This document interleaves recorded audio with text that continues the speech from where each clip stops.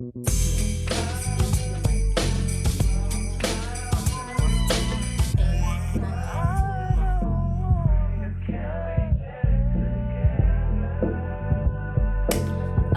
what's up? What's up? What's up? Okay, y'all. It's been a long time coming. I know it's been like 3 something weeks since I've posted, and I'm sorry about that. Bear with me. It was a lot going on.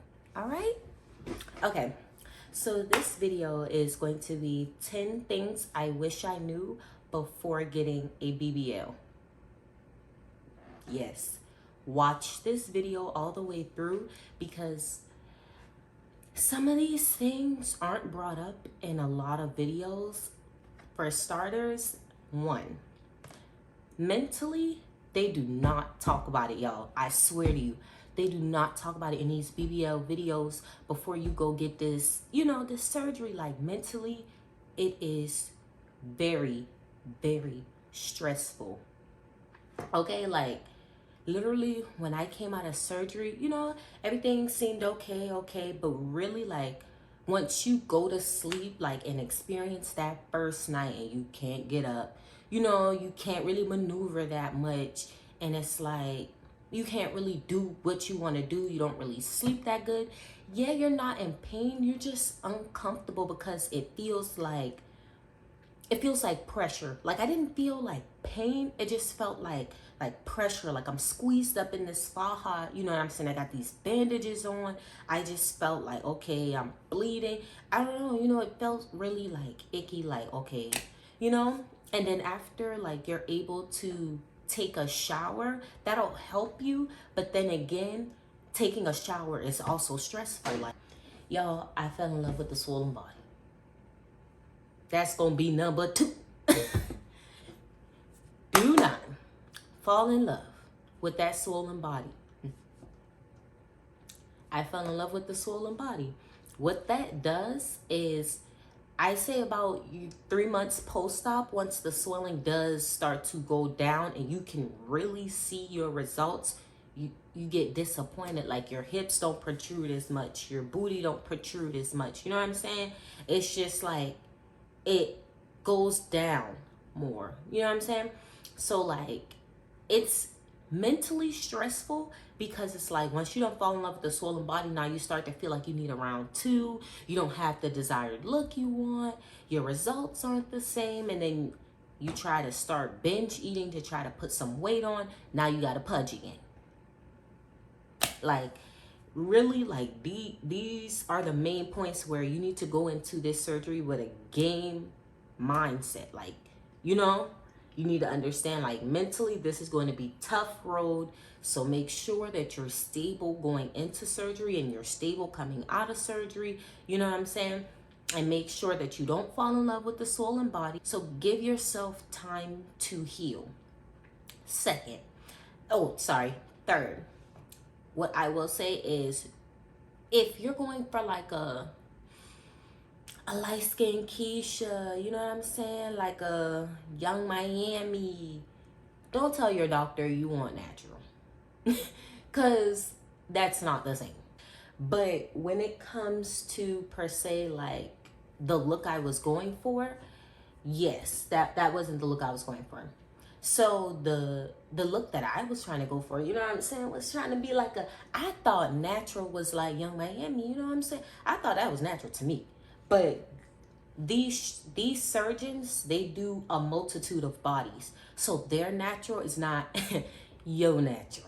So I recommend if you want like a certain kind, you know what I'm saying, like hips, booty, don't tell your doctor natural, because you will come out natural, and once that swelling go down, you're gonna be very upset because you're gonna look like you ain't never had nothing done. And me personally, that is not the look I'm going for. That is not the look I'm going for. If I feel like if I'm paying my money and I'm about to go get this surgery, I need it to be tight, right, sitting, cute. I wanted to match, but I wanted to look okay, like okay, your doctor did that, all right, And Another thing that I wish I knew before getting a BBL, y'all. Faja burn. I had 3 faja burns because whenever I switched to my stage 2, and even in my stage 1 faja, I didn't have on like the undershirt that you're supposed to have on, the little spaghetti strap undershirt, so that you don't get the faja is directly touching your skin, because your skin, like I said, is very like sensitive, you know. And it's, these faja burns are actual burns. I still have mine to this day. I had my surgery like 2.5 years ago, you know what I'm saying? And it's like, okay, I'm not understanding. Now I have, like, when I go to get my round 2, I have to ask the doctor to try to, you know, cut it off and close it back together to do like a scar revision, because it's like these faja burns, baby, they stay, and they they don't play no games, honey. The next thing will be save at least 2 times your surgery costs. So let's say your surgery is $5,000. Make sure that $5,000 is paid, and you got another $5,000. You feel what I'm saying? Because, and that's not even including your flights need to already be booked, your Airbnb need to already be booked. I mean, you need to go down there with $5,000, because you have to think about it like when you're going down there, you need food, you want to be able, you know, to travel comfortably. And really, like, if you follow the doctor's orders, and like if you're taking your meds around the clock, honey, I was taking my meds around the clock, you're going to be able to walk around. You know what I'm saying? You're going to be able to go out, like go, if you want to go run to the mall right quick, or go walk around Walmart. They do tell you that you do need to walk around. You know, not walk around excessively, but like, you know, you can walk around for a little 10, 15 minutes. Okay, you done found what you were looking for, and, you know, leave out. You can do like little stuff like that. You know what I'm saying? The next thing, this is going to be important. You do need at least 15 massages for the best results. Y'all, my stomach could have been way flatter than what it is now. I'm telling you, I came out of surgery so flat. My massage therapist had to take a picture of me. He couldn't believe it. I was swollen and stomach was snatched, I'm telling you.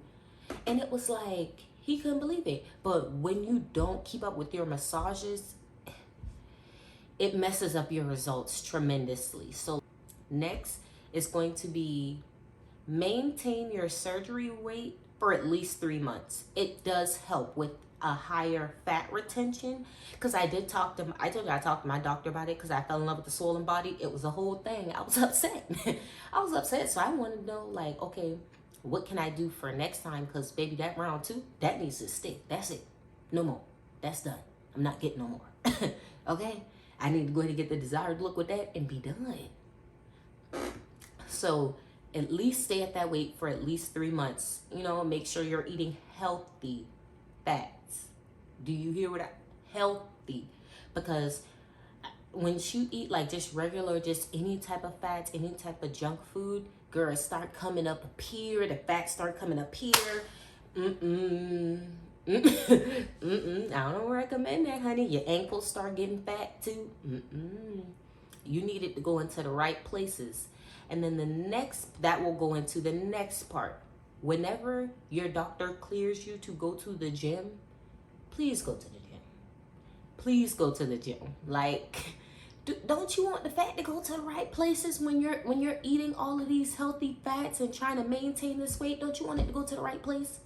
Because they can only suck that fat out that one time. So once you're trying to eat and maintain this weight, that's more fat coming. You know what I'm saying? So where's that fat gonna be distributed? That's where the gym come in. You feel what I'm saying? You need to start working on areas and parts of your body where you see like most of your fat coming at. That's where you need to work at. So if you're seeing most of your fat is coming up, you know, towards like, let's say like your arms are getting fatter, you know, start doing some workouts, try to get that fat off that arm. You know what I'm saying? So that will be going into I believe this is the last part. Yeah. This is the last and final one. This is going to be basically what I went through. What I wish I knew before getting a BBL. The dramatic vixen look, which is what these surgeons will call, like, if you're going to show them a wish pic and you show them a girl with a 20-inch waist and a 57 booty, you know what I'm saying?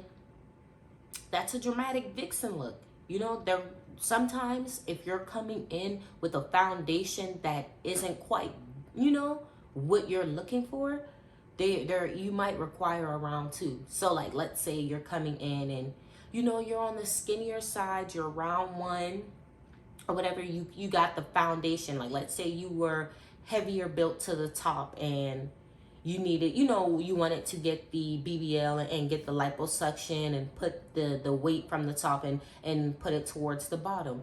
That's going to be, now they're redoing your foundation. So that's not even going to be a part of you getting your vixen look. That's just going to be like, okay, now we're going to establish that foundation, and now you have to gain even more weight so that you can get your dramatic vixen look. You know what I'm saying? With the hips protruding, the booty out. You know what I'm saying?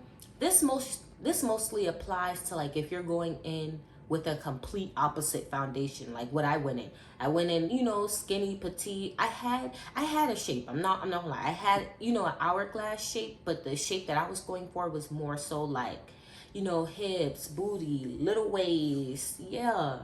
You know, and it was more so giving, okay, you got booty, no hips. I mean, the hip dips was so bad. So like, literally my round one was just trying to do away with my hip dips, which I am very grateful for because they stuck. You know what I'm saying? I don't have hip dips anymore.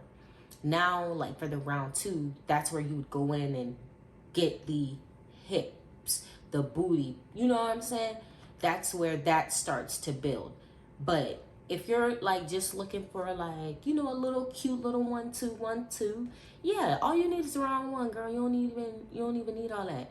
But like, if you're going for a look like a vixen, you know what I'm saying?